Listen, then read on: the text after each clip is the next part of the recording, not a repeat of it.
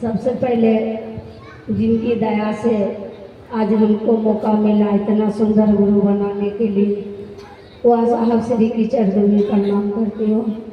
दीदी माँ को चरणों में प्रणाम करती हूँ। यहाँ पर उपस्थित जितने भी भाई बहन आए हैं सबके चरणों में प्रणाम करती हूँ। मेरे प्रणाम से कर हम आप सोनम दीदी से सुनसी देखिए, प्रश्न तो किया जाता है गुरु से, जिज्ञासा। हम तो शिष्य है, सीखने वाले, और सीखने वाले, और कहा गया है कि सिर्फ शरीर में नहीं है।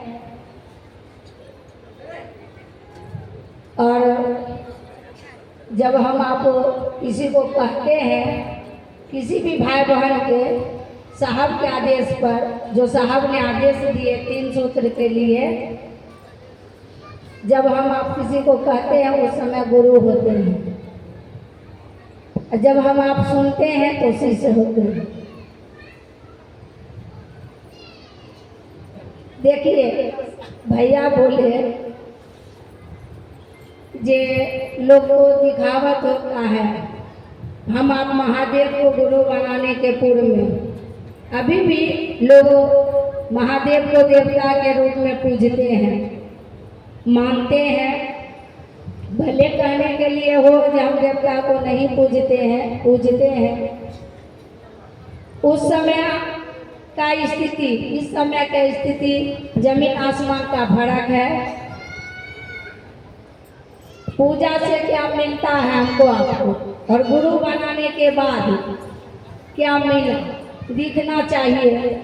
हम आप सभी इतनी तो दया है, जब से शिव को गुरु बनाए हैं हम आप दूसरे को सम्मान करते हैं। यह दिखाने की चीज नहीं है, हम लोग सचमुच में करते हैं। आज जिनकी दया से हम आप यहाँ आए हैं, इससे पहले भी लोग सत्संग होता था, लोग जाते थे। आज हम आपको अगर वह साहब की बातों को याद नहीं रहता तो हम आप यहाँ नहीं आए हैं। जब हम आप आए हैं तो मेरे पर्सनल है कि सचमुच में हम आप शिव को अपना बनाए हैं। अपना नहीं बनाते तो अभी हम आपको काम धंधा था छोड़ के आए, इसीलिए ना आए हैं कि चलो भाई बहन कुछ बोलेंगे तो सुनेंगे, और सुनेंगे तो किसी को सुना सकते हैं। अब जो भी भाई बहन के शब्दों में हो, हम लोग दिल से तो शिव को अपना बनाए हैं। पर्सनल मैं अभी तक शिव को गुरु के अलावा कभी पूजा पाठ नहीं किए, क्योंकि हमको ज्ञान नहीं था, पूजा पाठ हम नहीं किए। जब से शिव को गुरु बनाए हैं, इतनी दया है साहब दीदी के, कहीं भी अगर हम जाते हैं किसी भी भाई बहन को साहब के आदेश पर चलने के लिए, तो वहाँ सुनने को मौका मिलता है कि पूजा पाठ हम आप करवे करते, तो शिव को अपना बनाने की क्या जरूरत है।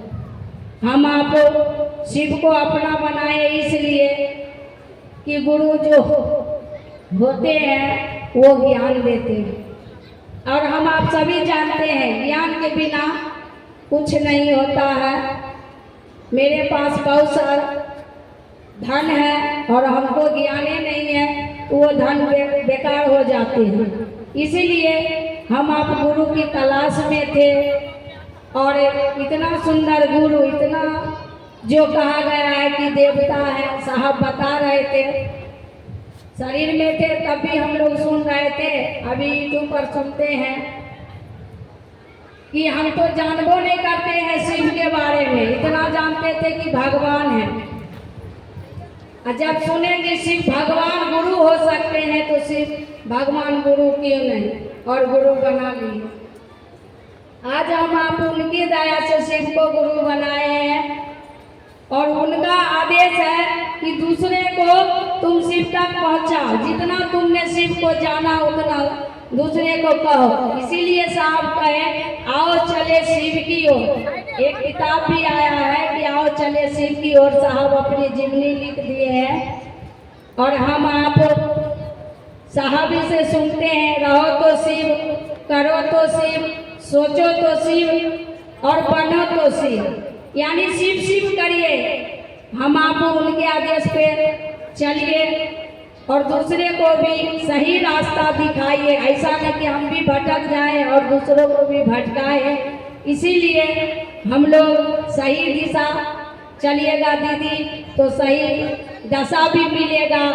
अगर मेरा आपका मन डगमगा जाएगा तो कभी सही दिशा मिल ही नहीं सकता है। इसलिए चलिए, जो साहब ने हमको आपको आदेश दिया है उस आदेश पे चलिए और चलते रहिए। एक दिन ना एक दिन हम लोग आदमी हो जाएंगे।